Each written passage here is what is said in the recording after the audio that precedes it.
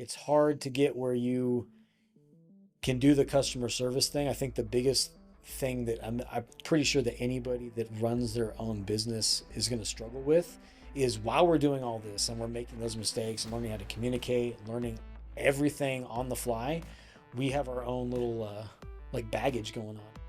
You know, we've got these things where we don't know who we are, we don't know what we're about, we're growing, we change viewpoints, we change political ideas, we change religion, all these different things change as you grow, and that's happening while you are a person at the front of a business. Right. And as those things change and you grow and you fuck up and all these different things happen, like you have to figure out how to adapt who I am today with what these people need right now and what these people are going to need 10 years from now.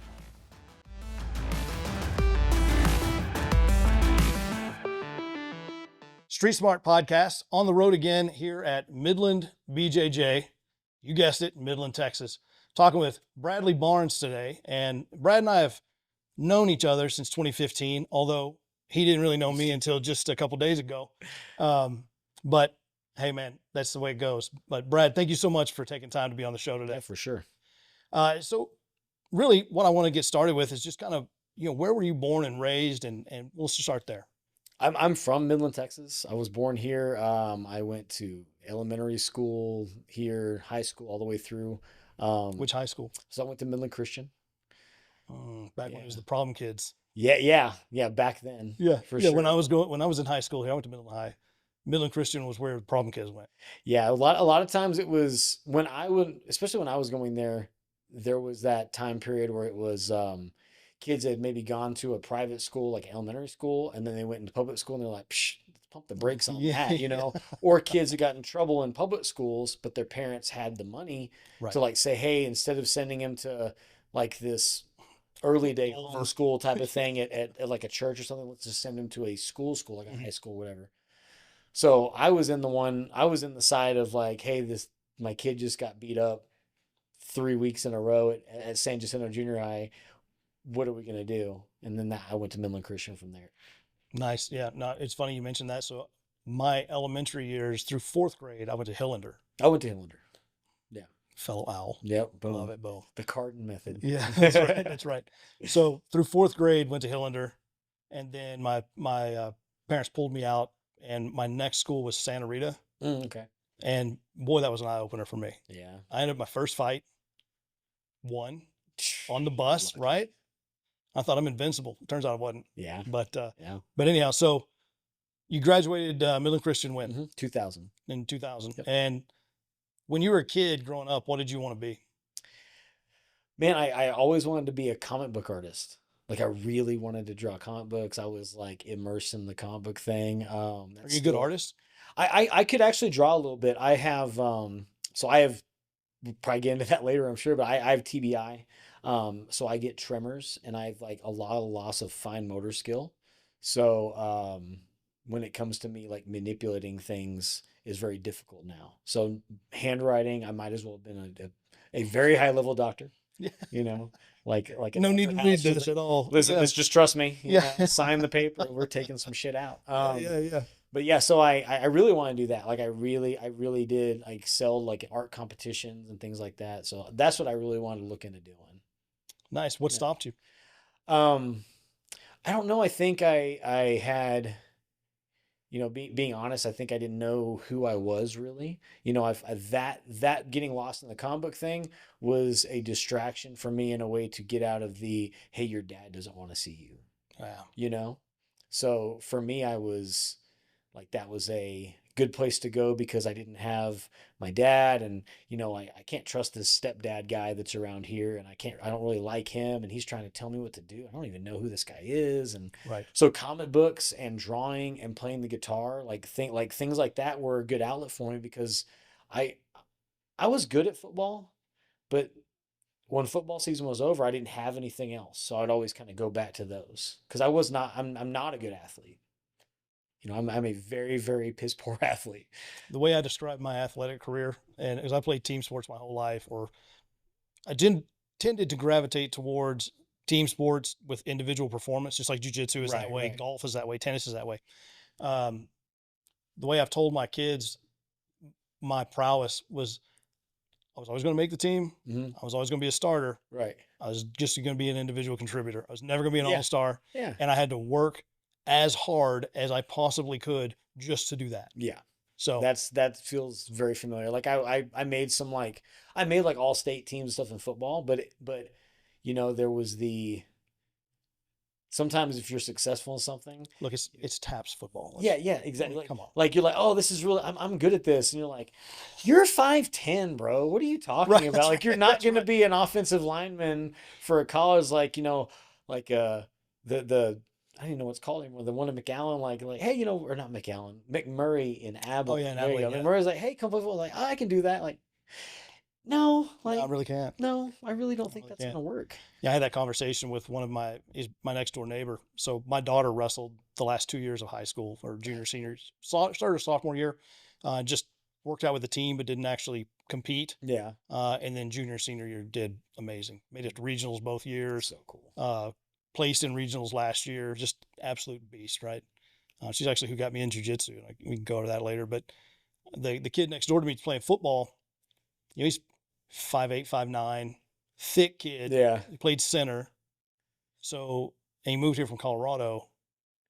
His first taste of Texas high school football, during wrestling season, I was talking to him and he goes, I don't think I'm going to play football anymore.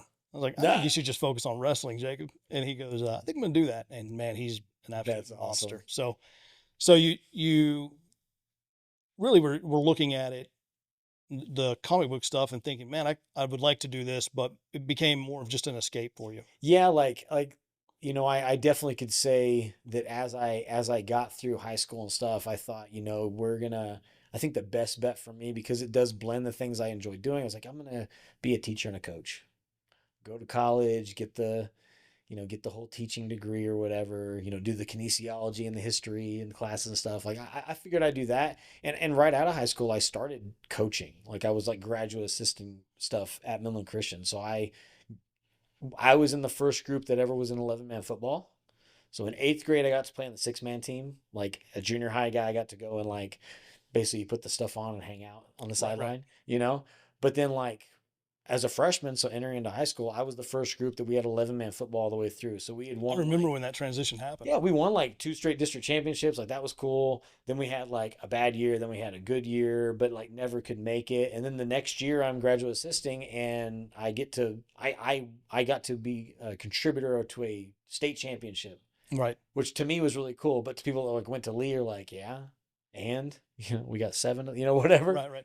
Well, it certainly helps when you have Cedric Benson. Yeah. And you can hand the ball 70 times. Rex Richards. Yeah, man. Yeah. Eric Winston's hilarious. You know, he and my brother are the same age. And I remember watching him play tight end and just thinking, God, if you had good hands.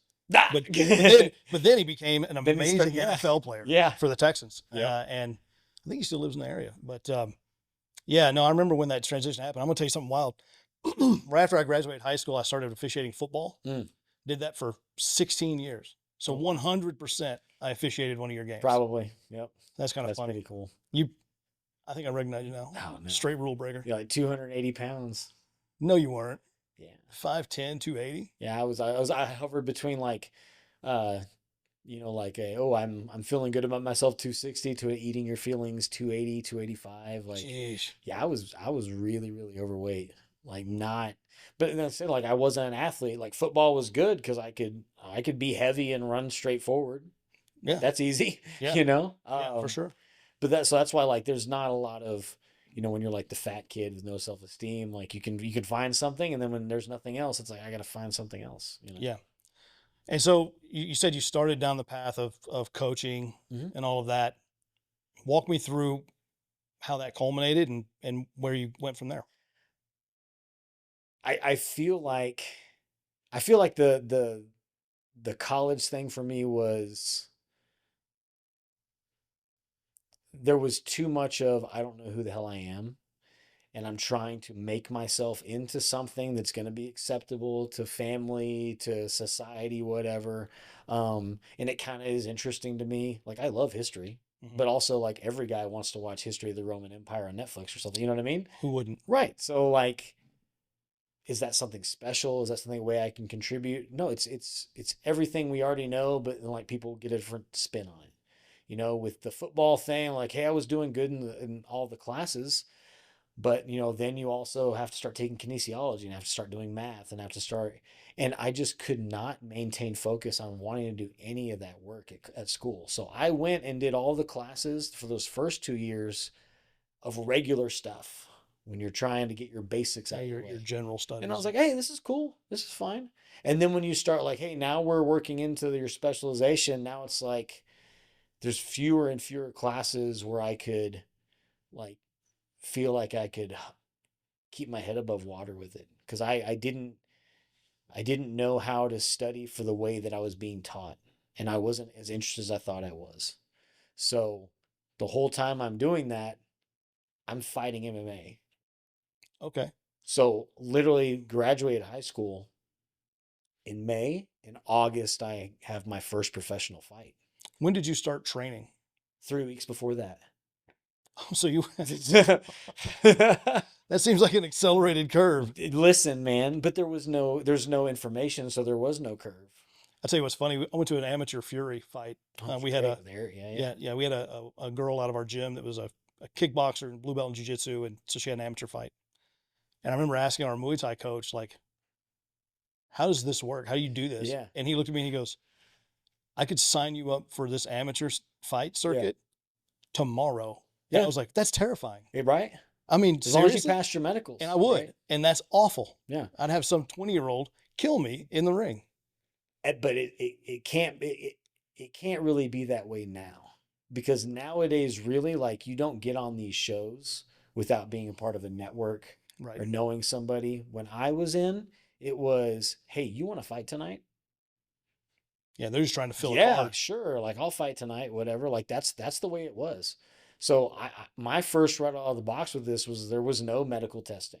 If you were fighting in New Mexico, there was elbows, there was knees and stomps to grounded opponents, and nobody's being checked for, like, any kind of heart issues or head trauma, or no one's being checked for blood disease, anything like hepatitis, anything. It's just, hey, you guys want to go fight. This guy has a mouthpiece. He's in. He's got a mouthpiece, and he's borrowing that guy's cup. He's good to go. It's good to go. Man, that's it. So you did that literally out of the gate. Yeah. But I mean, I didn't. So you're going to college and you're kind of doing that too. Yeah. I trained as often as I could. And it was one of those things where there was no resources. So I would go to my college classes during the daytime, get those done. And then, like, if I even went, I'd get those done. And then when it was nighttime, it was, let's go train with, Clint Watts and Chris Martin. Clint was a Lion's Den guy. They had done some pancrase stuff like USWF and Amarillo. So he brought in the blast double leg, single leg. Here's how you open palm strike. Here's how you throw punches. Here's how you leg kick. Here's how you knee. But everything was real limited. Yeah. I mean, it's amazing when you look at UFC fighters that even from as recent as, like, the Chuck Liddell era versus the fighters now. Oh, yeah, it's insane. It's insane, the skill difference. And you look at them and you say, okay, well, I think Joe Rogan said at one time where he was saying, you're seeing fighters in MMA now. I think he was specifically talking about Roy McDonald. Mm-hmm. He was saying these kids grew up not doing jiu-jitsu, not doing wrestling, doing MMA. Right. And how there's definite technique in fighting in that way. And so you're seeing those just more complete fighters, and it's remarkable. But yeah, back then I was going to ask, like, this has got to be early 2000s. This is 2000, like August of 2000 when I had my first one. I can't imagine there were any schools in Midland or around here. Carl Skaggs was a guy who was a captain for I can't remember exactly what his rank was, or he was the fire department, and he had owned a 24-hour gym that was on Illinois, and then he bought a spot that was up here on the Loop in Midland Drive. Now it's like a sewing machine place or something, I think. But I worked there at the 24-hour gym. This is like a part-time, like, work the cash register, sell people supplements, sign them up for memberships, and keep the room clean. I can work out for free because my fat ass needs to lift some weights and do some stuff, And I was training doing that. We heard about the event that was going to happen at Ector County Coliseum, sign up. And then after that, it was had been doing it and then got with those guys, and they didn't really like, they had a couple people, like one that actually still trains to this day. He's taking a lot of breaks. His name was Jamie Lara. He trained with them when it was Chris teaching Jamie. It's like a style of karate, like White Tiger, Kempo, something like that. And then Clint. So this was like the early days of how people would actually create mixed martial arts. Like you had a guy you're that mixing styles. yeah, like very, very, very open but limited, and very open but limited. And they brought each other together. And so then they were kind of teaching both of like whoever would show up, there'd be like one or two people. So then they would just beat up us instead. And then we'd beat up on each other. And then you'd add a guy, and then you'd add a guy, like, hey, we heard about this dude, Casey, that trains judo. It's like, let's bring Casey in. Let's see if we can do something with him. And Casey would throw us on our face and Right. like, oh damn, you're like a legit judo guy. And then, you've got Jack Burcham, who was, he loved doing judo and he'd do jiu-jitsu. Jack would put gloves on and spar with me because I was fighting. Jamie did a fight. But I was fighting, so they would all fight me as the heavyweight. And people go like, well, that's not smart for them. But yeah, I was like 260 pounds. I couldn't hold my hand up. It wasn't smart for me because I'm getting my ass whipped by in shape, fit guys that are faster than me, that are quicker than me. Like those are two different things. Like, Right, yeah, for sure. yeah. And I learned through the process of getting my ass kicked. The entire growth for me in this has just been getting beat up. Yeah, so I've been training jiu-jitsu now a little over 10 years. And when I first started, it was very much that way. If you would just work yourself to the point of failure. Yeah. And if you kept showing up, then the upper belts would start talking to you. Now they just like, hey, let me show you this. It's a whole different culture now. And I think in a lot of ways better, especially for a business owner. Yeah. But so while you're doing that, are you thinking at any point like, man, because there were organizations, UFC was obviously around, but it wasn't what it is now. Bellator wasn't around. I'm sure you had some local fight organizations, but there weren't like clear pathways to say, I'm going to do this as a career. But were you thinking about that? Like you could do it as a profession? So I thought I could do it, or at least like there was no blueprint at all. Like there's no path, but things were unfolding to where there was shows all the time. Like you could do a 4-man tournament. You know, or like tough man Yeah. competitions or whatever. And I did those, like, like I just remember those god awful. I was the youngest guy in one of those by 7 years. Wow. And the next youngest guy was 25, and then I put him out with like he left there in a little seat collar, so I thought I was badass. And I was like, all right, well, let's do an MMA one now. So like that's kind of how my progression went. This was easy. Let's do something else. Yeah. So like the way we would kind of get set up is there were some guys in Texas that were at the next level. And if you found your way on the Texas MMA Underground, which is a whole community that, like, there's very few people left. My buddy Travis Joyner, he's a officer and trains people in Austin. He's a sheepdog response instructor. Yeah, yeah. Black belt under Rudy Vasquez. Like, he is as legit as they come. Old OG for sure. Yeah, those sheepdog things are cool. Yeah, like Travis is legit. Travis remembers Texas MMA Underground.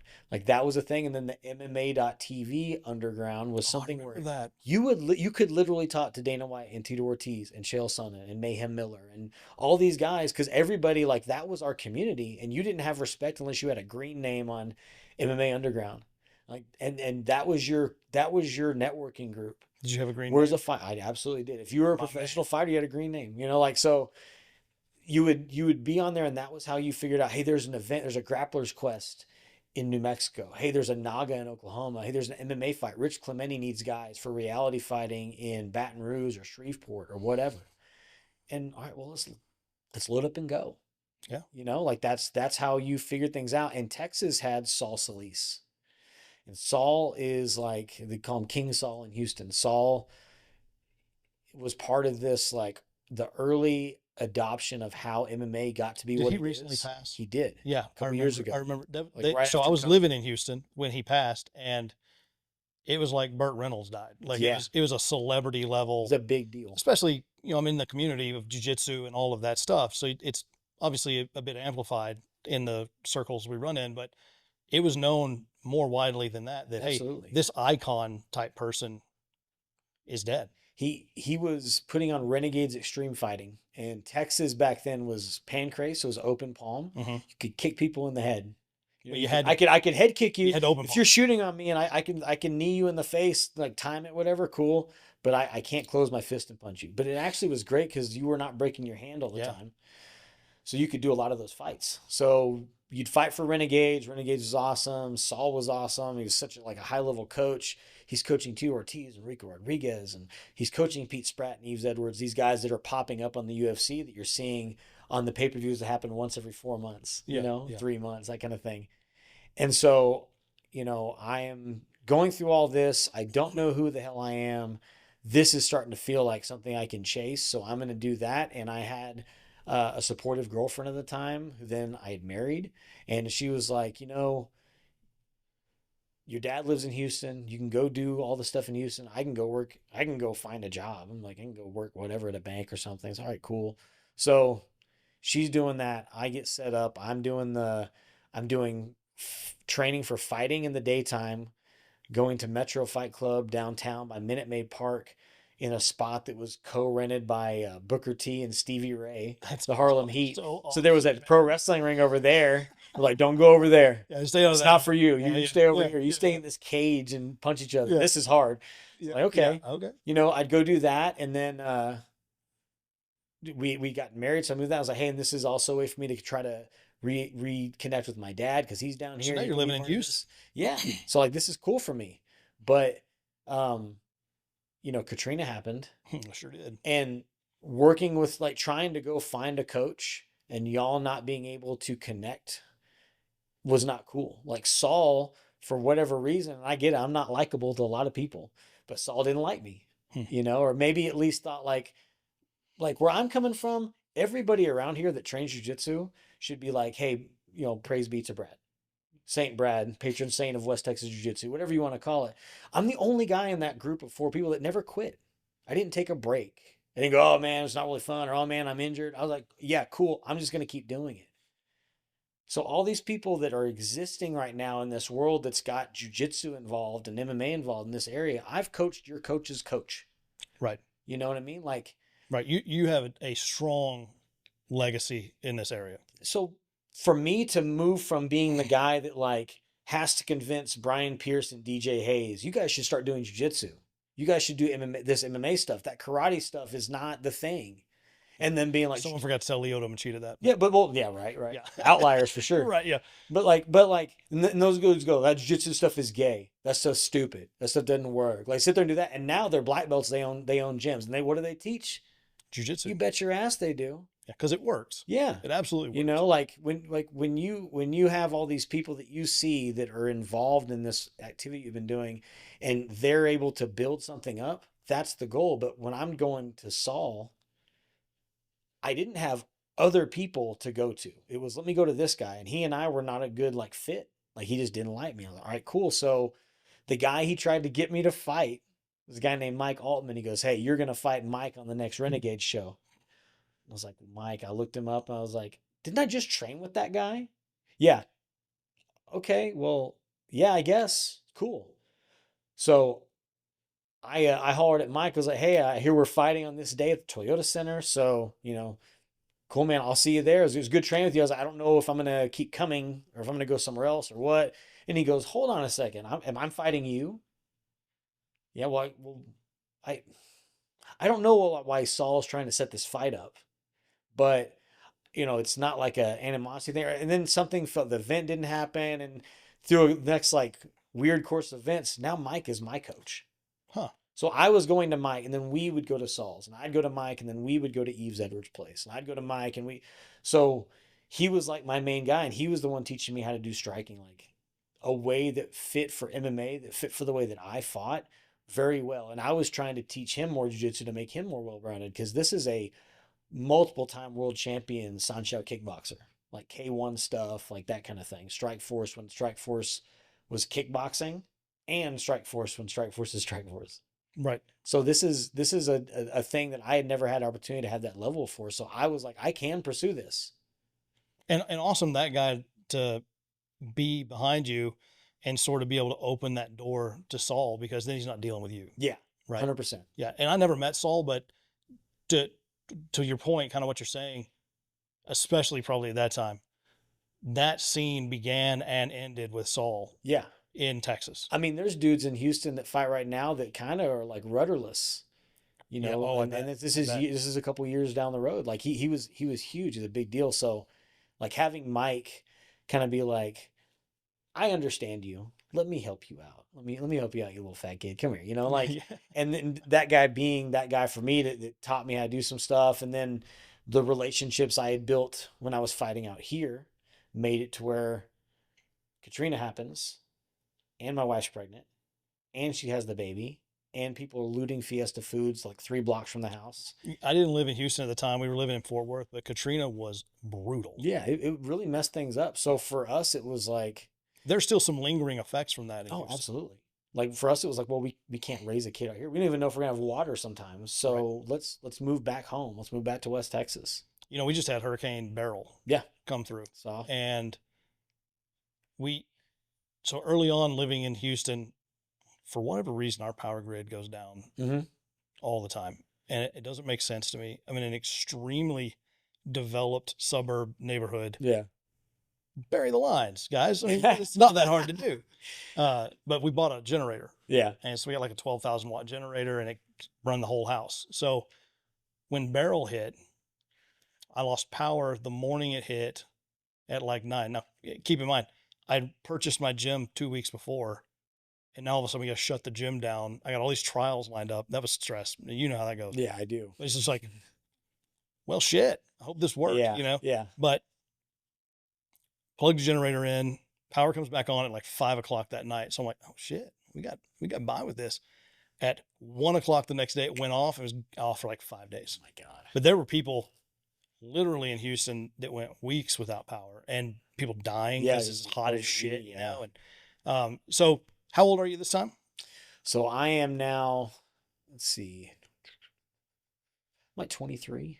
And you're set and you're going to move back to West Texas. Yep. So in 2004, I go on these little runs where I win like 2 fights in a row, and then I lose a fight, and like 2 fights, and lose one, then that kind of thing. Right. But I was fighting real regular. You were just above a 500 fighter. Yeah, I'm that's all I am. I'm barely over 500. So, doing these fights that are non-sanctioned in New Mexico and stuff, like I had people start being like, hey, that guy does this cage fight stuff, pit fight. It wasn't MMA yet. There had not been the like Forrest Griffin, Stephan Bonner fight. I think it was just called cage fighting. Yeah. So, ultimate fighting, you would call it that, or NHB or Vale Tudo. So I'm bouncing at this time at Club Ariba, because I worked for the Grand Brothers when I was not bouncing at Club Mystique or the strip clubs. So I'm doing all that. So during that time, I started keeping it real classy. Well, people started realizing like, hey, the 6'5" guy that has to walk up and behind people and sneak choke them and drag them out, that guy can't fight. Right. Like they started figuring out that guy's just bigger. Yeah, that little fat dude over there, that dude can actually fight. Like I would like crash inside, tie clinch, knee people, single, double, slam them on the ground. Like, oh, there's some technique in yeah, like I was actually doing stuff. To me, that was like practice. Getting stabbed sucked, getting run over sucked, but that was still practice. Made you tougher. Yeah.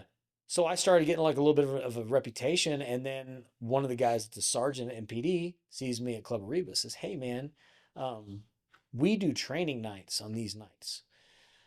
If you want, we would really like you to come out and teach us some of the stuff you do. Like what do you do in a fight? Because we're used to the Whataburger punch, the high school haymaker, the 2 a.m. parking lot punch.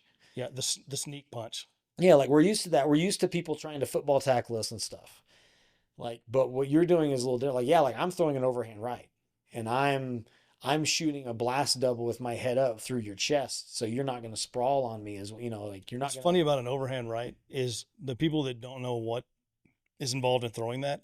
It does look like a wild haymaker. Oh, for sure. But it is an absolute solid technique. Oh, yeah, and I have to, like, if I don't turn my hand the right way and do it at the good angle, like it's not good for me. So like I was teaching those guys I taught them how to like Kimura and key lock people as a way to control an arm, to then maybe handcuff. Taught them a guillotine, and like, well, this is how we get out of guillotine. So like, hey, this is how you sit out.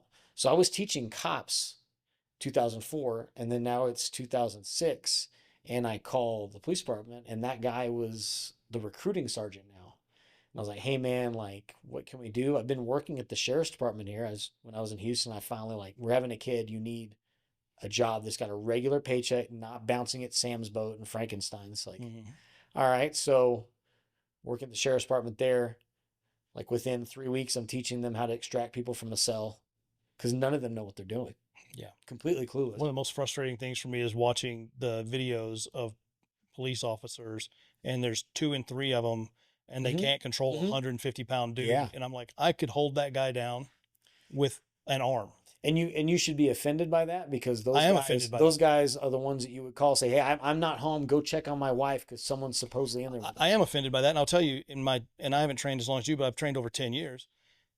I can't tell you the number of times we've had law enforcement officers come to a class, get rolled up by just an average looking dude like me, and they never show back up. And it's like, man, the only thing I can equate that to is just a pride or just a delusional self-belief that I'm a cop, I'm fine. So when I got with him with the recruiting job here, and I got on, I go to the academy, and I'm teaching the guys teaching us defensive tactics after class. As a recruit? Yeah, like they're like, hey, show me that thing you did to us. Like, all right, well, I did this, and I'm beating up all my guys like Mercer. Like there's nothing they can do. It's a cheat code. It really is. And back then, 2006, talking about Jiu Jitsu and law enforcement, MMA for law enforcement was like, well, we can't beat these people up. It's like, well, you are beating them up. This is so you don't have to. When you can control it and you can de-escalate it because you know what you're doing. There's 40 hours of defensive tactics training when you go through the academy. So I had 40 hours to learn. My 40 hours was backed up at that point by 6 years of training. The other guys in there, their 40 hours was backed up by their 40 hours. That's it. That's all they had going into it. They hadn't been in fights more than shoving each other and having someone get in the middle. Hey guys, let's not do that. We're here to party. Yeah. Like people don't get it. And so then you have guys protecting us that don't know how to protect. Right. Well, and I do think it leads to escalation that doesn't have to happen. Yeah, 100%. I think there are shootings that happen that don't have to because that guy doesn't know what else to do in that situation. And so because he doesn't know that, his next reaction is to go to his gun. And why does he not know those things? Because his lizard brain can't do complex thought. It can't do problem solving because it's not been in a situation with that level of stress having to do those things. So we're asking them to do something that they are incapable of doing unless they train. You don't have to train jiu-jitsu. You can train MMA. Don't train MMA. You can train Muay Thai, train boxing. Yeah. How about you just do something where you have to push and pull on bodies? Yeah. Or you're used to getting touched. Yeah. And then you get to like, so me going through that process and seeing the huge deficit back then, now it's gotten a little better. It's still horrible now. And part of the reason why you can't get cops to go in and train, and there's like the Dunning-Kruger thing. So where these guys they have no idea how much they don't know, that they feel like they're okay. And they won't look at anything that shows them outside of that because they are in their head like, I can't agree with that because then I would be wrong. So what we have going on is guys that are being told, when you walk in that house, that's your house. You control that scene. You control that person like that's bleeding out. You have to control that. You got to control the person that may be in the bathroom that's still got the knife. You got to control that. You got to control the barking dog, the mother-in-law that's coming out of the kitchen, speaking a different language that's hysterical. You have to control all that. So am I supposed to take that guy in this room and then now demoralize him and make him feel like he's completely inept at his job and then not expect him to like not want to come back? Because I can't do this. That proves to me that I'm not what I have to be when I walk in that room. So I think some of them do it as a way to protect them. And then everything they do is violence of action. Right. So then everything becomes, I went to that Krav class for 3 days. I better hammer fist that dude as hard as possible. Just hit this dude right in the throat. Like, let's go. But, so I guess maybe like what you can kind of take from me saying that is there's no excuse for it. It sucks. It's their fault. But also, I can almost kind of understand why you wouldn't want to go do that if your entire personality is based around this bullshit, fake sheepdog. I am the thing that they should fear in the night. One ass to risk all this other bullshit. Like, How about you just say, hey, I'm in the protection business. Yeah. I'm in the business of violence. I am not fluent enough in it yet. Teach me this language. Absolutely. You know, my brother, I mentioned he's a Mhm. captain in the state highway patrol in Oklahoma, and I've asked him to train multiple times Yeah. because as a captain, he's less hands-on in the field now, but when he But was hands-on, because of that, though, he's also less used to it. So when it happens, correct, his adrenaline's going to get correct. spiked quick. But uh, the point he made to me was, you know, he lives in Pryor, Oklahoma, Mhm. which is a small town. There's like a jiu-jitsu school there, Right. and it's a decent one.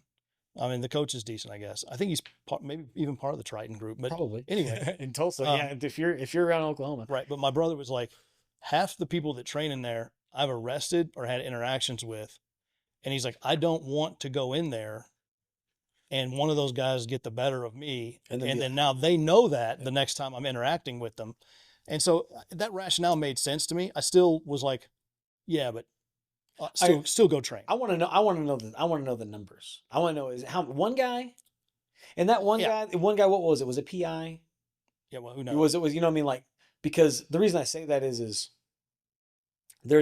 there are people in any activity that are total pieces of shit.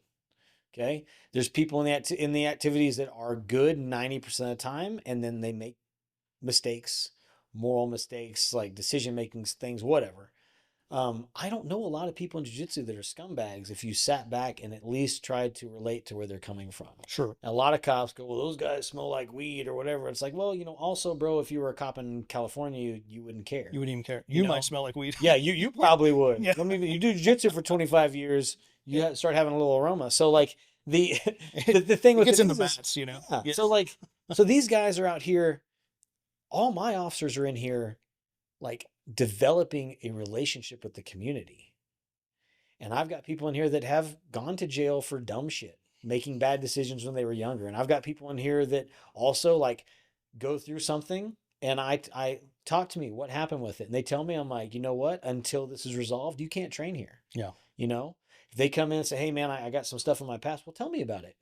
If you're so willing to talk, let's talk, So I think my officers here feel like I think they feel safe that they can come in and know they're not going to have to deal with the same type of people that they're dealing with, even if they recognize that person. Sure. Because the cool thing about this is we all just want to see each other get better, That's it. and I would say that 99% of my students they know who the cops are, and then they go and like answer those dudes' questions and they give them extra reps and they give them less resistance and then more and then give them what that person needs when they need it. They troubleshoot, they bounce ideas, they talk. And then that officer just got to spend an hour and a half with someone that didn't lie to them, didn't want to hurt them really, that was laughing with them, that was actually like doing a value add to their life. Yeah, and then if they do encounter them in the streets, you maybe have a relationship with that person. You got backup. Yeah. Potentially you got backup. I know a lot, these officers that are working these off-duty jobs, whether it's at a high school football game or a bar Right.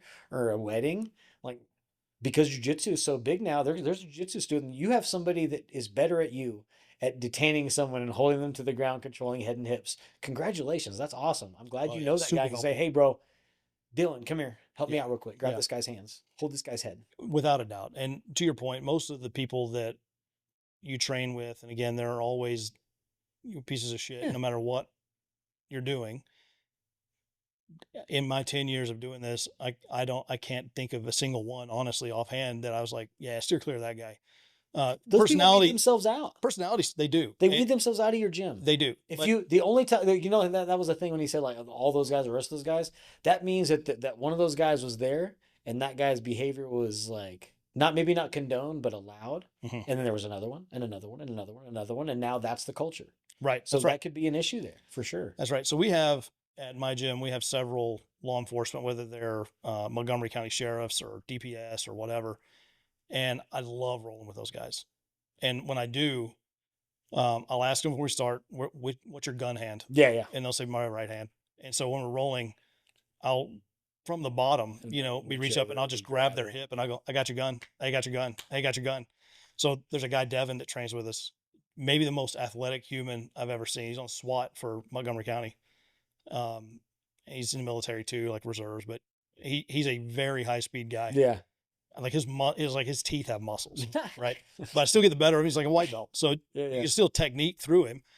But I did that whole thing, got your gun. I probably got his gun 5 times in a 6-minute round, and we got done. And I was like, where have you been? And he was like, I had this retention training for weapon retention. I was like, well, I see that stuck. Yeah. I was like, man, you're good at that. He goes, yeah, I suck at it apparently. Yep. And I was like, well, it's a difference in someone that doesn't train versus someone that does. I know how to move my body. And to your point, when you get that adrenaline spike, that's going to happen whether you're trained or not.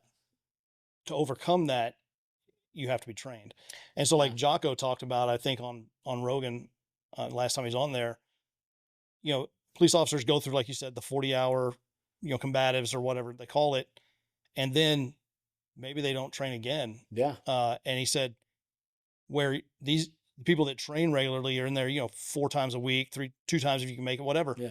But you're accustomed to people having their hands on you and understanding, trying to impose your will against someone who's trying to actively resist and impose their will. And it lets you know you're not made out of glass. Correct. That's correct. Like we said earlier, people that we see that are our age and they act old and they appear to be old. And I think we're holding up pretty good. Yeah. So you come back, you get recruited into the police, Midland Police Department. Right.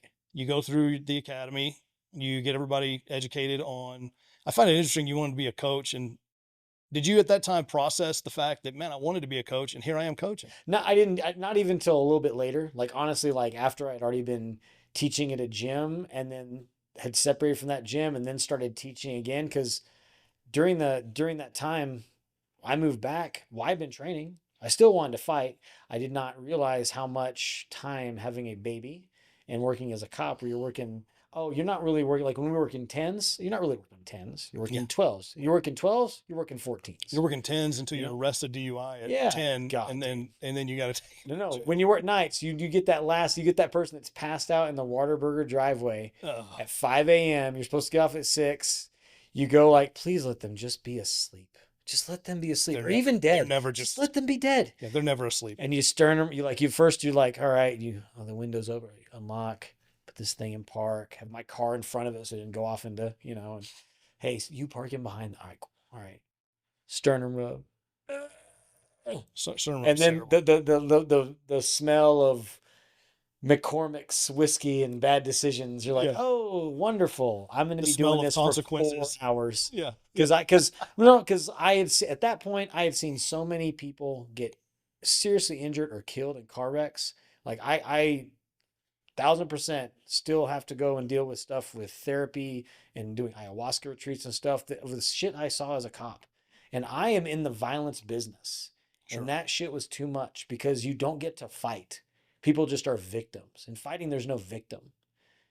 So you both agreed to be. Yeah, like, hey, like I signed my name on a piece of paper with a date and a time, said, hey, I know you're going to come here and try to separate me from consciousness. I'm good. I'm also doing that to you. Yeah. Like I got pillow hands, but I mean, I'll hit you. I'll definitely touch you. Yeah. So like seeing all that, I was really zealous, like with like DWIs and stuff. There's no excuse. Yeah. You know what I mean? There's no excuse. There's like you're killing people. There's so many DUIs in Montgomery County. I want to say if it's not the highest DUI count in the state, I would be surprised. And we're seeing a lot of it now with because of the immigration issues that the country's facing. We're seeing a lot of it now is just immigrants, illegal immigrants that are doing it, and that's tragic on a different level. But to your point, that's one of the things that my brother, he's seen a lot of carnage like that, and carnage on, one of the worst things he had to do in my mind, and I'm sure he would say it was the worst too, is a trooper got ambushed. Yeah. And he had to clean that trooper's car out. That stuff is happening at such an alarming rate the last couple of years. But to think of my brother having to clean brain matter and blood and things like that out of a car of a guy that he knows that guy's family, all of those things, I can't think of a worse thing to ask my brother, to ask anyone to do, but then let myself, my brother. And that stuff that is the story every day you go to work too. Correct. So another reason why another reason why these guys are overzealous sometimes, use use shitty decision-making skills when they're using physical control. Like a lot of it is they're so freaking scared. Cause damn, like if you really start thinking about it, like I'm really probably got a good chance statistically at some point, like it's you try to widen the gap as much as you can in your brain, but somebody's gonna really try to hurt me. Yeah, my brother had a guy. He pulled over. He sent me the video, dash cam video, and he's talking to the guy at the hood of his car. He was I think he was still just a trooper at the time. And next thing you know, the guy just pulls a pencil out and starts trying to stab my brother with it. Crazy stuff. And so my brother is holding his hand, hits him with 3 really strong elbows, and the guy's not stopping. And I asked my brother, I was like, after that 3rd elbow, because they all connected. And like I said, my brother's 6'5". He's a big dude. He can play pro baseball. Like he's an athlete. I got you. He goes, after that 3rd elbow and he wasn't stopping, I thought, I'm going to have to shoot this guy. And it went to the ground. Turns out the driver of the vehicle was the guy's sister, got out of her vehicle, got on my brother's radio and for help. Funny story. Then after that, my brother goes to the jail the next day. He said the guy's whole side of his face was just swelled and blue. And he walked up and he said, "Do you remember me?" And the guy said, "No, I don't." And he said, "I'm the one that did that to you." And he said, "I'm really sorry." And the guy ended up being on meth and drunk at the same time. So he was just out of his mind. And you know, probably not having a good day. Well, what's crazy is my brother sends me that video and I watch it and I'm like, oh man, look at those. And then I start like processing. I'm like, some motherfucker tried to kill my brother. Yeah. And then I got mad. Yep. And I'm like, somebody tried to kill my brother. Like, what the fuck is this? And it made me so mad. But you're right. It's a reality every single time those guys. And not only are they maybe escalating force in ways they shouldn't because of, like you said, they're scared. They also have all of this Rolodex of things they've seen because of what's happening right there. When you get out of the academy, by the time you're done with patrol procedures, you've seen videos. And at this point, like I think now maybe it's better because there's so much video of violence. Not that that's better than it's happening, but it is better to capture. It's better to capture though, because then you have real time training and can see trends and attacks. You know, it's like going to the old FBI stats whenever you would put stuff on assaults and family violence and everything else. But now you have the proof. You see, this is how people, the body language, they stand bladed, they check for witnesses or they check for escape routes. They load up by dropping. There's all different things with the way people talk prior, the way they handle all these little pre-contact cues. Yeah. And you get to see that. And so now you have something to train against. So I'm glad there's a lot of violence, but also it really sucks. There's so much out there. You can't help but get like embroiled in it. Yeah. It's really bad for the cops. Like they're going to experience it at a rate that's constant over their entire career. And so if you're somebody like me that was like, hey, I want to learn how to fight and I want to go protect people. And then you hate paperwork and you hate seeing people get victimized. Like that's the worst job. Yeah. You know? Yeah. Like, hey, I get to do the cool stuff. Like, oh, but really, they want to send me to a course where everyone I'm surrounded with is being a 3-day expert that's never trained before. So I can add something to my resume that's cool that I know. There. Yeah. But these guys are going to add to theirs. They're going to train a cop. That cop's going to go to a school and he's going to train a cop. So you have the worst shitty way to train somebody and to keep that like knowledge tree growing.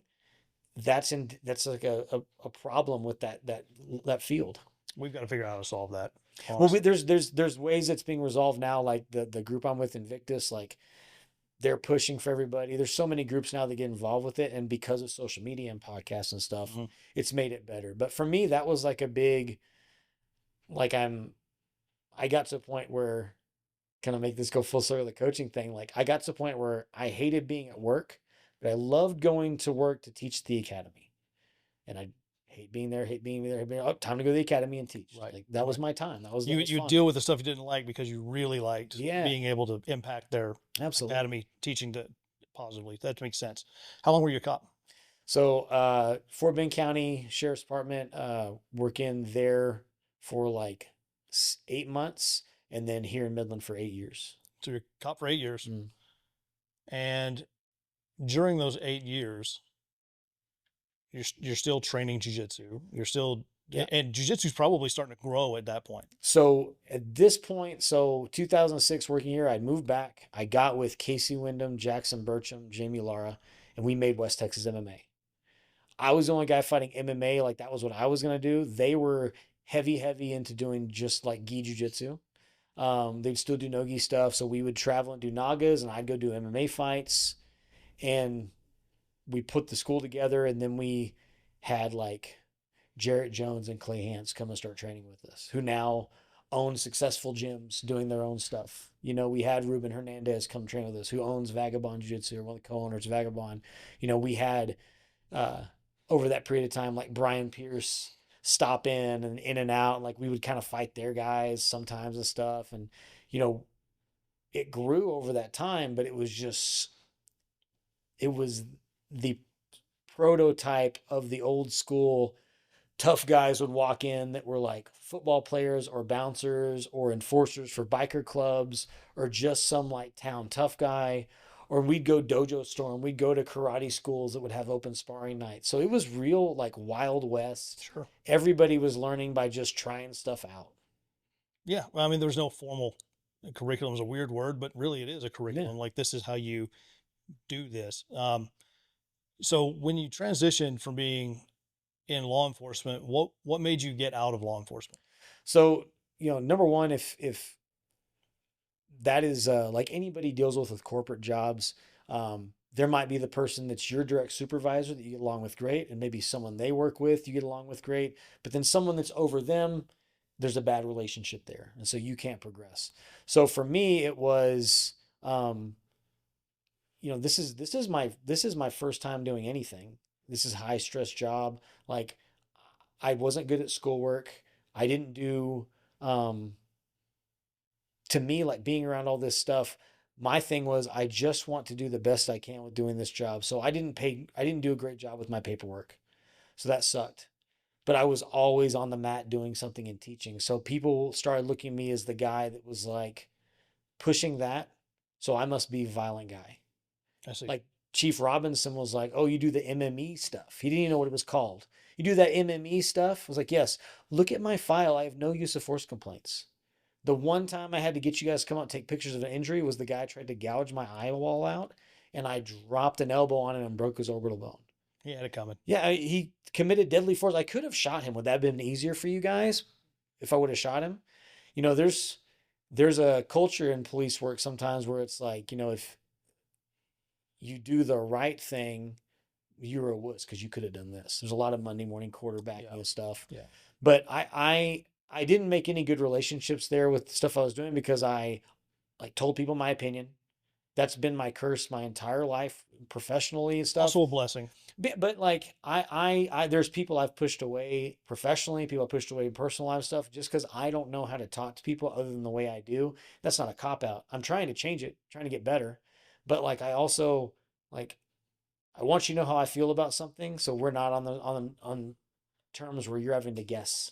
You know, people in my experience, that's a place of honesty, and sometimes people struggle to live in that. So Yeah. I wouldn't sweat it too much. Yeah. But Honestly, like so I didn't have those good relationships. I got in trouble, like a couple things like stacked right on top of each other to where I was like, what is happening? Like I'm gone. Like I didn't even do anything. Like we were training people with batons. And they teach you how to use foam batons. They give you foam batons. And a drill they did was a targeting drill. You're hitting people in the comperoneal or the femoral artery or femoral nerve. Those are two nerve bundles, give you a reaction, whatever. So we're doing a thing. shut your body down. Yeah, it hurts. It hurts. But of course, you see people use batons on video all the time. It doesn't work. It really doesn't work. Like someone's committed to fighting you. They don't want it. That doesn't matter. They're going to go forward. Look at the guys in MMA now. Leg kicks have become such Oh, yeah. an impactful thing. They'll get kicked and move forward through it, and it always hurts. I took suspects off their feet leg kicking them. A leg kick's awful, but So- you watch fighters that are committed to what they're doing. Oh yeah. They just walk Go through through it. that as long as they can. The thing with like they were teaching us how to do this training, so they do this targeting drill, and I'm having the recruits in the academy go through the drill, and a girl with lily white skin had bruises, and then her boyfriend, who she was dating at the time, also a police officer, his name's Keenan Goodnight, he's a douche. That guy, that guy complained that she had bruises on her legs. Like Brad did it. Number one, I didn't do it. And number two, it was a drill that was literally bought by the city of Midland. Yeah. Because when you buy a curriculum and a defensive tactics program, that is now what y'all have to go by law because there's vicarious liability involved. Sure, sure. So I have to teach it the way they're showing me. And that's a good drill for teaching people to be checking their six, keep their head on a swivel, and oh, there's someone in my backswing. Now I can do my other target. So that's all it was. But now Brad, well, remember Brad's the MME guy, you know, and then just things like that would always come up. And then it was like, well, you can't teach at the academy. It's like, well, I don't want to do this anymore then. Yeah. That's the one thing I like doing. At that point, it's like more BS and I'm just out. So then I'm just doing that, but I don't have a gym at that point. I had left the West Texas MMA guys. They were focusing solely on doing jiu-jitsu and they had some guys starting to get more into MMA.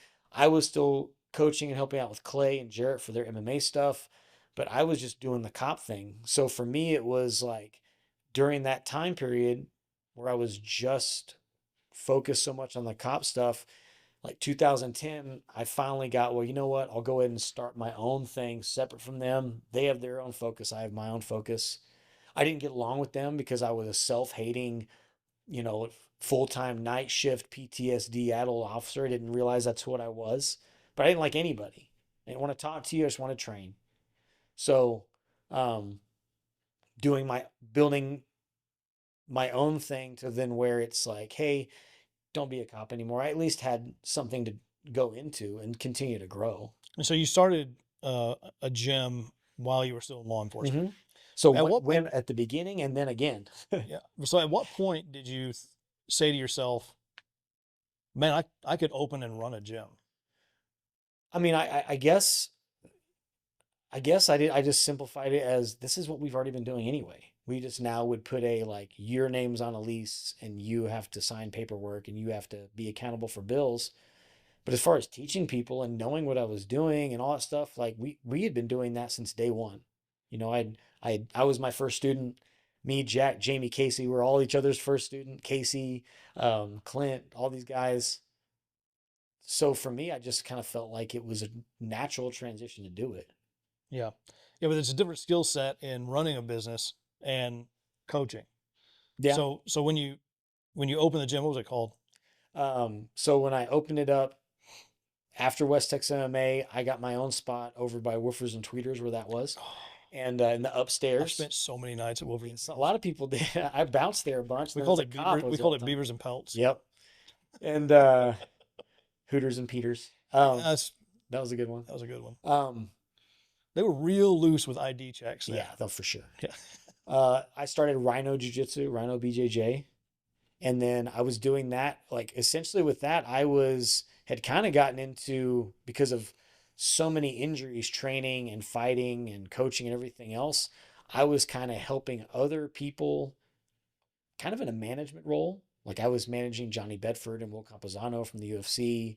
And I was Bedford's got a real good school up in Fort Worth, Colleyville, and everything. Yeah. He's the man. I love Johnny. He's good. He's an awesome man.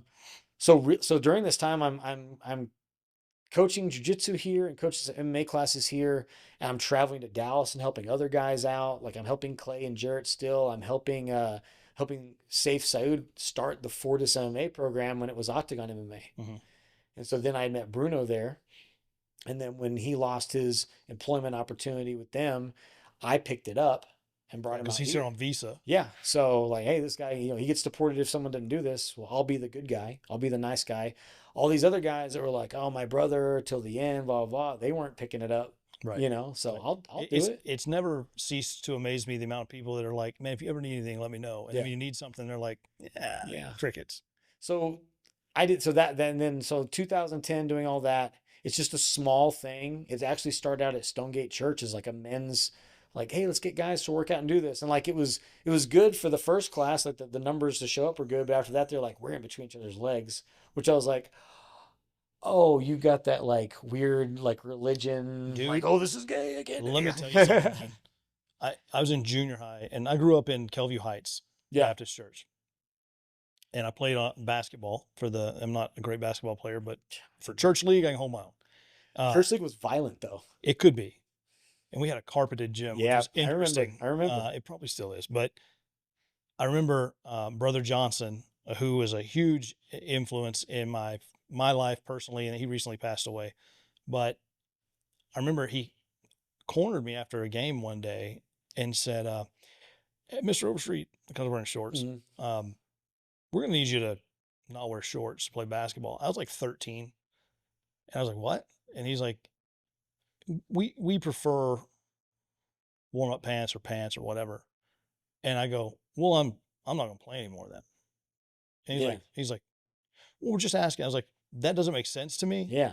And now I'm a Christian. I believe I try to do my best. If you saw me in the street and didn't think I was, I get it. I understand why you would think that, but also make it make sense to me. Like, why is my knee being out? Sounds to me like he was sexualizing a 13-year-old. Yeah, I don't think that's the case. I don't think that's the case, but I understand your point. Yes. But at the same time, I think he's just an uber traditionalist, and it's one of those things that just does so you talk about your problem or curse is that you speak your mind. Yes. My curse is if that doesn't make sense to me, to a detriment, I'm just not doing it. I get that. You know, I'm just not going to do that. And that doesn't make sense to me. If you can make it make sense to me, okay. But that's not that thing. I'm not necessarily going to agree with you, but it made sense. But that didn't make sense, nor could it ever be made to make sense. And so I was just like, this is dumb. But yeah, so your point about being at a church and them saying, listen, closed guard's a little suspect. It's super sus. But like that guys from that group grew into people that there's still people in that group that train jiu-jitsu. Whether it's not with me, but there's still people that train jiu-jitsu. Like, I think the biggest thing through all of this, like progression and owning businesses and things like that, I think for me, I've already said it, like I say it to be to kind of be a smart ass more than anything, is like people should be like, damn, thank you, Brad, for bringing all this out here. But at the end of the day, like what I want is for people to look at, like, there is stuff here that can benefit you so much, and there's so much more access to it. Thank you, Brad, and the first other 3 guys in here that just demolished their bodies and got beat up, and no one told them how to do things in the right way. And they had to learn from VHS tapes and like driving to Lubbock and having guys at Clay Pittman's gym choke us unconscious, and then driving to Houston and then driving to Dallas. Like, people here are so lucky nowadays. They don't understand. And so the I'm competing with you thing to me makes 0 sense. It didn't make sense back then, because what we did, whether we want to admit it or not, is grew an entire culture that is making people healthier. It's making people feel safer. It's making people not have their no be a suggestion. It's giving people an opportunity. Like you say, you got students say, hey man, I don't want to be here anymore. I want to see if my gun is cookies and cream flavored. Like, I want to figure that out. And they're like, dude, what the hell? But jiu-jitsu made it where I don't want to do that. Right. And this has to stay. This has to keep going. And there has to be more of it then. There is no negative to doing it that I can find. And there's so much on a personal level, there's so much self-improvement I've seen from just myself. And then, like I said, I'll be 49 in November. I'm in the best shape I've ever been in. Yeah. Mentally, physically, all of those things. Now, testosterone injections help tremendously with recovery and everything else. But so in 2010, is that when you left law enforcement? No, I was still through 2000 or first part 2014. Okay, so 14, you leave law enforcement. What was the catalyst for that was just a bunch of internal stuff happening. Yeah, I had a guy kick in a door to his girlfriend's parents' house, drag her out by her hair, punch her dad, throw her mom to the floor. Happened to be a convicted felon, had a gun in his truck. And what? You mean a felon had a gun? What? Weird. But that's not supposed to happen, right? Nice. So anyway. Never. It should never. All the time. It won't ever happen. So that's happening, and he takes her away. So now we have potentially like kidnapping, but even kicking the door and going in, that's burglary with intent. Right. It's already a first-degree felony. Let's fucking go. So I'm trying to find this guy because it just happened. So I find a house he had gone to. His truck was left out in front of it, unlocked, open. So I'm going and taking statements from the girl, her her mom, her dad. I'm taking statements from neighbors that saw homie running out of that car into this house, and I guess through the back door, found out the girlfriend's name that lived at that house. So I'm doing my job. I'm Oh, investigating. you're doing police work. And a rookie and his FTO are impounding the vehicle, as they should. Correct. Let those rookies learn that paperwork so they can actually turn it in, unlike myself. Yeah. You want me to impound that? Yeah. I do. So when they're doing that, you have to make an inventory of everything on that car. They didn't write down, or they did write down on the impound that there was a gun. So then what do you have to do with that gun? Because that's a gun being owned by a felon. Right. And could have potentially been was used in a crime. Potentially. We don't know if he had it on him or not. Well, but the point is it is used in a crime if he's a convicted felon in possession of a firearm. Right. And if he drove her in that vehicle after he snatched her, then it was definitely used. All kinds of shit going on. So it's like, that obviously needs to be taken into evidence. So that's what they did, as far as I'm concerned. That gun was put under my spare tire so it didn't shift in the back seat, in the trunk of the car of those old Crown Vics. And it stayed there for like 4 months because I didn't know that, because I didn't get a flat. I also didn't clean my car and individually inspect my jack, because that's where you didn't inspect your jack, you didn't inspect your sorry, I didn't have a flat. I don't know what to tell you. You're lucky I kept the axles connected on this one, because I would wreck cars out all the time. So, I don't know. And then you find out after they bring other people in there, like, I guess Officer Tobar or whatever, I can't remember the guy's name. I don't even think he's working here anymore, but he said, "Oh yeah, I grabbed the gun. I put it in the trunk. That's why, like they dust it for prints. I didn't have a single fingerprint on it because I didn't take it out of the thing because I never touched it. Because you didn't know it was there. So they dinged me on, you didn't turn it that, because what I did is he goes, look, there's your impound form. Homie had signed my name. Oh no. On the impound form, but he was a rookie. He thought he was supposed to put the arresting officer. So he did. It's not a signature. He put B Barnes P151 in print. Yeah, look exactly supposed to. And then they go, well, why didn't you log it? Like they were gonna get me with an aha. I go, well, that's not my handwriting. I didn't take possession of that. I was like, that's not even my handwriting on that whole impound form. Yes, it is. No, it's not. I can prove to you. Oh yeah, like, yeah. Well, you know what? I have an impound form in my car. So I went and grabbed the one I had sitting in my visor, sat it down. He looks at it. He's like, oh shit. Okay. I screwed myself. That impound form was supposed to be turned in 10 days prior. Oh, the one you used as an example. The one I used as an example to show, hey, I didn't take, that's not even my handwriting. They're like, oh. You played yourself, Brad. I played myself, man. So then you get like a thing where like, oh, well, that guy's, I'm not beating up recruits. I'm literally doing the thing you told me to do. I'm not stealing a gun. You took the gun and put it, like, that's not communication and doing your job properly. So why do this anymore? I'm so miserable. I can't sleep. I hate myself. I feel like I don't want to go out in public with my wife and my kid because that guy last week told me he was going to see me out in public and kill my family. Wow. And that guy said he was going to rape my son in front of me. And that guy, like all these things like that, like I'm hearing all the time. Why do I want to do this now? When those people that I would literally run straight forward into people kicking their ass, grab dudes and suplex them on parking lots, like jump through a window to go save my homies, kicking in doors. Like I'm in a living room with a guy that was a sergeant, didn't even like me. Kenny Angel hated my guts, but homie was walking towards Kenny Angel. I Spartan kicked him through the freaking drywall because no one's going to touch my sergeant. Yeah. You know what I mean? Like that's what I did. And so I was like, you guys don't even get the way I would like to see y'all be protected. And I don't even care about myself. Dude's swinging a shovel at my face. And I'm like, man, I just want to walk into that. Do you think I seriously thought to myself, I want to take that so someone else doesn't? No. I'm so sick of doing this. I'll just take that so I don't have to stay up all night and think about the crap I saw every day at work. Wow. So why do that job anymore? That was not that I was not mentally prepared to do it. I had too much stuff in my childhood and didn't realize that was a problem until it was a problem. Yeah. So now it's, what do you got? The only thing that keeps you happy, let's do jiu-jitsu. Yeah. Yeah. And you'd opened up a school.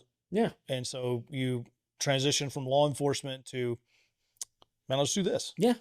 And it's still called at that time. So before that, I had brought Bruno in like 2012, 2013, said, hey, we'll make this a thing. I'll brand it Bruno Bastos Jiu Jitsu. We'll use that like marketing, bring people in. Like, see, there's a Brazilian's name on the Right. jiu-jitsu place. It's got to be good. Dude, I was not living here at the time. But you So I saw living in there was a Fort Worth, jiu-jitsu guy and from when I Brazil. saw there's a Brazilian Yep. teaching jiu-jitsu in Midland, I thought, Yeah.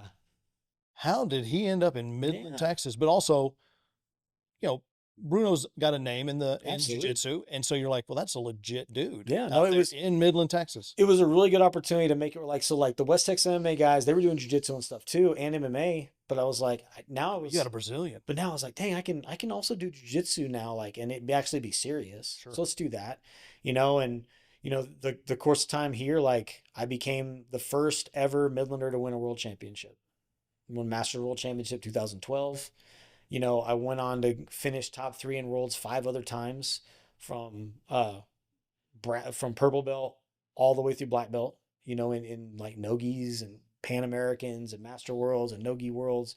So I was able to do some good stuff competitively. Like, that was kind of uncharted territory. Before that, the closest thing to that level of success was, I think, Casey and maybe Jackson. I know Casey, maybe Jackson. They had placed at like the Rio Open or something before, Yeah. you know. But that was like a big thing, and Bruno was super instrumental in that, you know. Yeah, I mean, name recognition is a big thing. Yeah, well, and also like a guy that knows, like, hey, I'd still at this point, the only guy I had that had a curriculum and this is a training structure and this is what you do and this is what you don't do, was Mike. Yeah. You know, before that, it was just some dudes was like, hey, go in there and punch him. Hey, try to keep your hands up. Yeah. Like, no shit. You know, I'm trying really hard, but my titties are keeping me too tired and I can't because I'm too fat. You My know, shoulders like, aren't strong enough to hold my yeah, hands. you know, like, yeah. it was different. Yeah, for sure. So when I first met you was 2015. Mm-hmm. I came in town and I was a fresh blue belt. So I got my I got my black belt in 2015. Had I gotten it You were yet? black belt then. Okay. You guys were at the other location over by Mervin's. Yep. The old, I guess, I don't know Mervin. if it's Mervin's. I tell you, I'm from here, man. I love it. Yeah. I remember Gibson's, right? Yes, yeah. I used to like going to the Walgreens at Andrews Highway in Illinois. They had with the jeans, escalator, dude. too. They had jeans and Toy escalators. selections. They had guns. Yep. That Walgreens, That Walgreens was like a mall. that Walgreens was like a mini Dick's Sporting Goods, Yep. almost. You know, it was a very cool place. White Trash Galleria. Damn, dude, we're old, man. Old Midland stuff. Anyway, but I came in town. I mean, I had been training jiu-jitsu at that time about a year and a half, and came in town and trained with you guys, and was just, I was still fascinated by the fact that there was a jiu-jitsu school in Midland. Yeah. Number one. Number two, because from being Fort Worth, Dallas area, there's jiu-jitsu schools everywhere. Yeah. Even then, you know. And the school I was training at was affiliated with Travis Luter, so we were training with killers, man. Yep. Like absolute killers. Everybody there, Ben and Nunzialo, dude, Justin yeah, Adams, those guys. Yeah. Yeah, and like Kevin Holland. Yeah. You know, and I love Kevin Holland. Buddy Clinton. Yeah, dude, killers. You know, Paul Halme was my first coach, and you know, I think you worked with him on like marketing stuff or whatever. I'd be interested to kind of have that conversation in a second. But so I come here, and you know, it was my first sort of experience outside of the gym I trained at, Right. and it was great. It was great to come in. Everybody was welcoming, and I can say that about this community. Honestly, every school I've gone to, where whether it was in Pittsburgh or Midland or wherever, as a guest, it's great. Now, I was talking to my wife last night, and she was like, "Well, how was that?" And I was like, "Well, you know, you go to a new school, everybody's going to give you their best a bit. They're going to come at you, and that's fine. And then you couple that with you're also a brown belt at this point, and people are like, so, I can go hard with him. I'm like, yeah, guys, he should be able to hold his own. I said, I'm feeling a little sore, but it's in the best of ways. Yeah. So at 2015, you got your school going, you've got Bruno in place, you're starting to get some name recognition, you've got your black belt. What are you thinking, like long term, this type of path is going to lead to? So detrimentally, I looked at it like, let's not rock the boat. Let's not change anything. Let's not do stuff that makes this where it is not fun.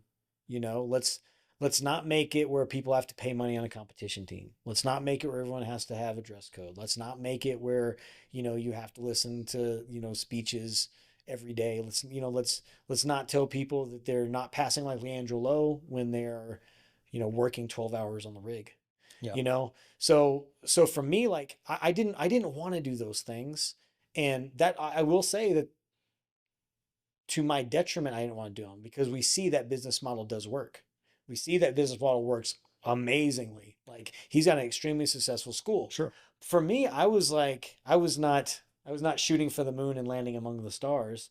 I was just like, hey, I don't have to go listen to somebody talk about their kid that got molested. I don't have to go listen to this lady tell me about, well, I love him and he'll be better to me when I helped her pick her teeth out of the door frame last week. Like I just didn't want to do anything that was business related really. I wanted things to be very simple and stuff. And honestly, and I still have that going, it's still simple. It's still basic. But like I know also like how long I've been doing this and how much I care about doing this and all the different iterations of the ways you train, the way you run schools, the way you practice, the way you coach, like all that stuff. Like to me, this is just my lane. I don't need to be I don't need to be the guy that makes the most money. I would love to be the guy that made a lot of money, but if I'm not doing it the way I'm doing it right now, that means I wouldn't be good at it. It wouldn't be genuine, Right. and the people that I'm helping out that maybe don't fit with those different communities. Jiu-jitsu as a whole is an amazing community, but that's why there's different gyms, just like different restaurants. You find the steakhouse that makes the meal the way you want it, with the sides you want, with the music you want. Oh, they don't have music? Well, I'm not going to eat there. You know, Right. the waiter stands around, talks to you too much. I'm not going to go there. I want something that is pleasing for me in every way that I can, especially because that's what's about to happen to you for an hour is you're going to get beat up in that place. Right. So we got to make sure that like everybody has their own little group that they can go to. Like every coach has their own audience, and I'm not for everybody for sure. Like I've got to fix some of those things about myself, but I'm trying. Um, but to me, the business side of it was I didn't want to do all those other things. I just want to do what I was doing. And so that doesn't vibe well with someone who's like a high achiever, like we're gonna do this. We were going after the 3%. We're going after this guy. We're gonna make this much. These are our bundles, and we're gonna have this for training. We're gonna have these packages, and I couldn't do it. I couldn't do it, and I couldn't, and I couldn't have. I couldn't feel like, man, I gave up. Like I was working for 14 hours a day at a job I hated to be sure this thing paid for itself when it wasn't making any money, and to be sure, so like I felt like I don't need to change what I'm doing to make someone else happy when I've done so much to make everybody else happy. That became a thing where I can make myself happy, do things the way I want to do, make my mistakes and have to face my mistakes and not have to look for someone else to then be resentful of. Because there's things that he asked of me and for me or whatever that, like looking back on it, like that would have been great. That'd have been a really good idea. But, when you hear those suggestions come from a person that like maybe a couple days before that was telling you, yeah, you need to stop focusing on this stuff. You'll never be a good jiu-jitsu coach. Just do Oh, the wow. MMA stuff. You know? No, I think I'm a good jiu-jitsu coach. I think I'm a good combat sports coach. I think I'm a good combative self-defense general. Like, let me teach good people how to do bad shit to bad people. I think I'm good at that. So I couldn't have somebody telling me that and then telling me, hey, my friend, hey, and also and this and that. So that to me is like, you know what? If you're gonna do something, you need to do it by yourself. You don't need to have partners. I made a mistake. I slowed him down. He could have been way further without me, maybe. But at some point there was diminishing returns for both of us. So that's when it had to be like, let's just do something different, Yeah. you know? You mentioned you wanted to be able to make your mistakes and learn from them and correct them, but Well, I'd made a lot of them, but I'd made them with someone else going, that's fucked up, instead of me going, yeah, that's yeah, yeah. fucked up. When you look back on the length of time owning a gym, with Bruno and then now, by yourself, what if you looked at it and said, man, this mistake right here, I learned the most from it. Mm. What was it? God, the fact that you're asking me to do one is horrible. Like there's Top three. so many, don't take it personal, just as an overall. kind of idea, like you're going to care more about your students' goals than they do, and they're their goals. And then they don't want to show up. And then you say, hey, we got to do this. We got to be here. We got to go. I need that effort. Give me some intentionality, train with intention. Let's do that. And it's, oh God, oh, I care more about this than they do. And then there comes that guy that's all talk, Mm-hmm. Like the people like, hey man, I'm going to come train. I'll come see you on Monday. Yeah, I'm gonna need to get in shape for It's like, hey dude, like you could have just said hi and I'll see you at Target this weekend. That's probably what's going to really happen. Right. Don't walk up to me and lie to me because, and going into like not taking it personal, I took it personal because I was in a career where people lied to you every day, all the time. Sure. The bad guys, the victims, the backup, they all lied to you. So don't come to me and tell me what you're going to do. Just do it. Don't promise me I'll see you Monday. Well, that was 37 Mondays ago, bro. Yeah. Yeah. Like stop. So I've one thing is really stopped. Like, don't take it personal when students don't do what they say they're going to do. Don't take it personal when students quit and don't train anymore. Don't take it personal when they train it somewhere else. I take it personal when they lie to me about that stuff. Like, go train somewhere else. I am not for everybody. I am also not the end all be all of knowledge. You guys should be going and training. In fact, drop in other places. Jiu Jitsu you get to take with you. Right. So, like for me, not taking it personal has got to be with every aspect of this business because at the end of the day, I'm in the service business. And the dude at Saltgrass does not get pissed off when I go to Longhorn because they have better green beans. Yeah. It's like, man, this is what I wanted today, and I apologize. You shouldn't have to apologize. They do have good green beans. Yeah, like so. There's things like that the understanding this is someone's hobby, this is someone's escape. This isn't life and death to them. This isn't their identity. So for me, not taking those things personal when things don't work the way I see people saying they're going to be, or me trying to have intuition. Oh, this is how this person's going to be so good. And then they stop showing up. Yeah. This kid could be in the UFC. And then they stop listening to you, refuse to listen to you, just get beat up. Like, man, I'm just telling you to show up on time and have your equipment. Like Yeah, you mean basic things. So I can't. So I can't take stuff personally anymore. I'm really struggling with that. Like I would say, like I definitely learn. You have to make decisions and you have to communicate. The not communicating thing, fuck me and Bruno up. And neither one of us could communicate with each other. Like I'm sure that's another contributing factor. Like the way he talks was not the way I could receive a message anymore. Maybe it was in 2012, but by 2018, 19, I couldn't hear stuff from someone like that anymore, saying it that way. But maybe if I would have learned a different way to say, hey, so what it sounds like to me you're saying is, can you clarify this? Maybe it would have been different. Maybe me not internalizing everything. So that to me has been a big deal, is learning how to communicate. And the not taking so even stuff. that, as you're describing it, there's an element to taking things personally that hindered that communication. Absolutely. Like all of that stuff, like so it's kind of like see previous statement. For me, it's this has been a lot about trying to not be emotionally attached with everything that happens at the gym. So I care about the people that allow me to care about them. I help the people that allow me to help them. I invest in the people that allow me to invest in them.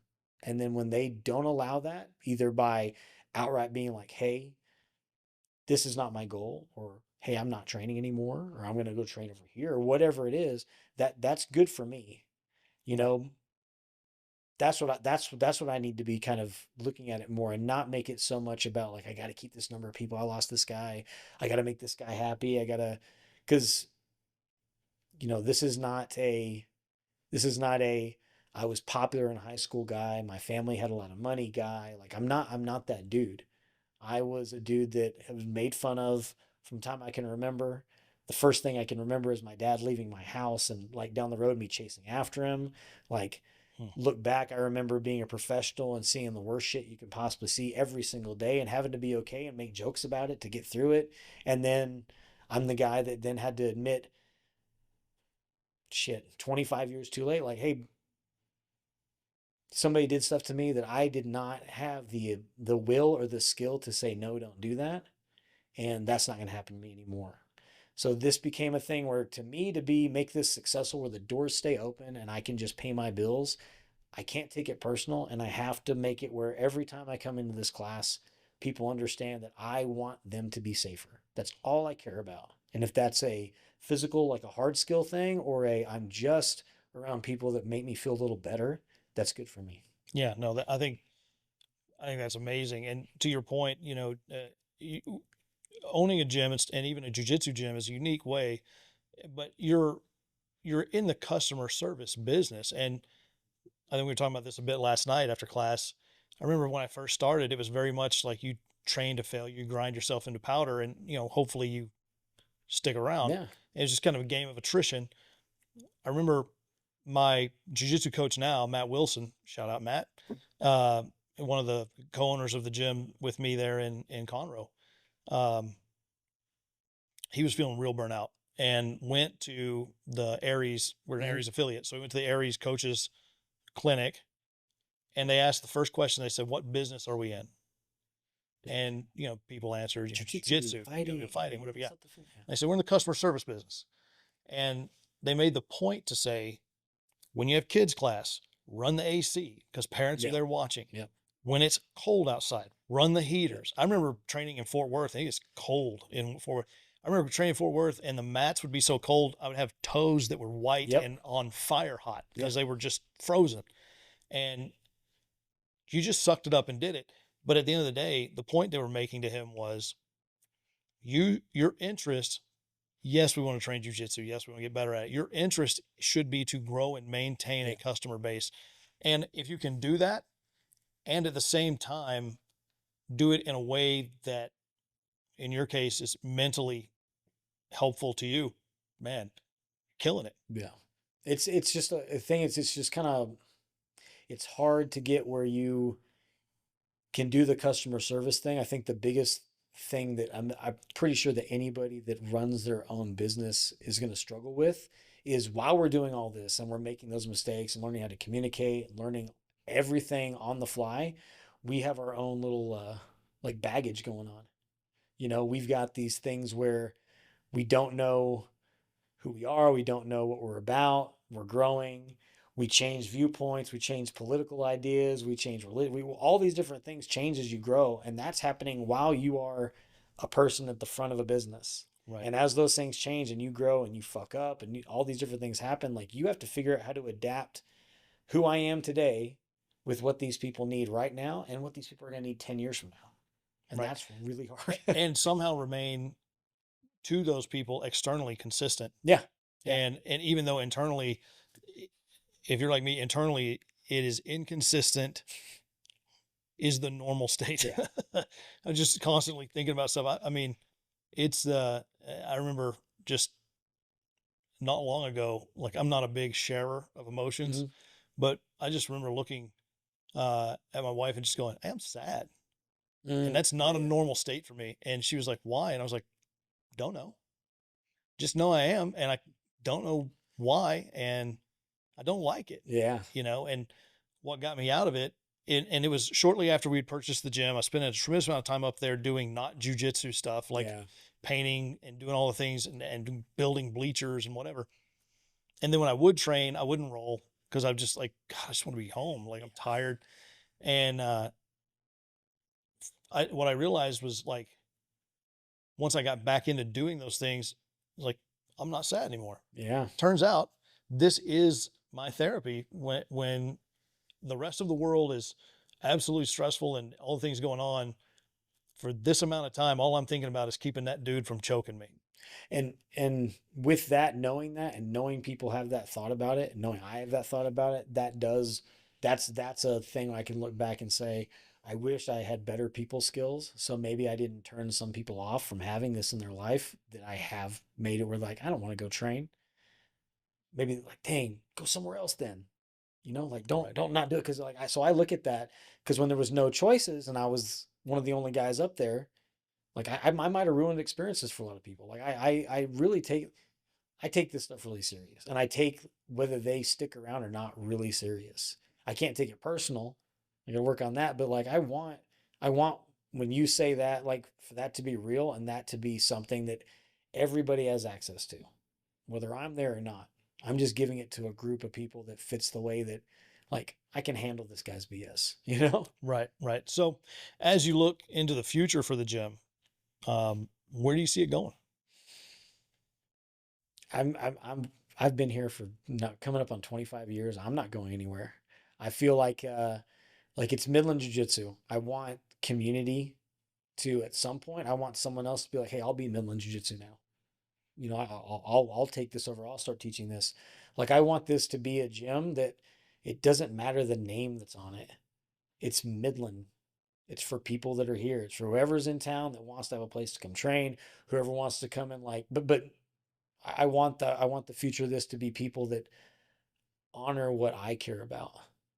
So whether that's me or, you know, I've got a my wife, amazing wife. She's got a 9-year-old that I got to inherit, you know. So he's like my kid.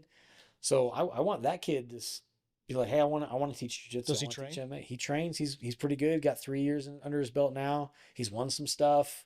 He's won things when he was seeded last. He's lost some matches. He's learning how to handle loss. Like, he's going through the whole thing. And so if he wants to have, that would be awesome if he could do this. But he has to make it where we care more about people learning skills and having a good time and being able to chill and talk to somebody afterwards, like, man, this is what's going on. And I'm having a hard time. I need a new job. I need, what's a good lawyer for my divorce? Like, whatever. I want people to have a spot they can escape everything else and come to, and not worry about someone um, making it about, like, you have to do this harder, better. Do it to whatever level you can do it, as long as you're actually doing it.